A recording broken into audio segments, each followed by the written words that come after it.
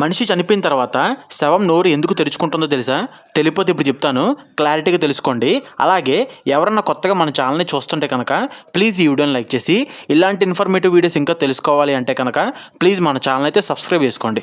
ఓకేనా? మరి టాపిక్లోకి వెళ్ళిపోతే కనుక మనిషి చనిపోయిన తర్వాత శవం నోరు ఎందుకు తెరుచుకుంటుందంటే దీనికి మొత్తం 3 కారణాలు అయితే ఉన్నాయి. ఫస్ట్ కారణం వచ్చేపాటికేనంటే కండరాలు రిలాక్స్ అయిపోవటం. అంటే మనిషి చనిపోయిన తర్వాత శరీరంలోని కండరాలు రిలాక్స్ అయిపోతాయి. ముఖ్యంగా దవడ కండరాలు అనేవి రిలాక్స్ అయిపోతాయి. దీంతో దవడ కిందకి జారిపోవడం వల్ల నోరు అనేది తెరుచుకుంటుంది.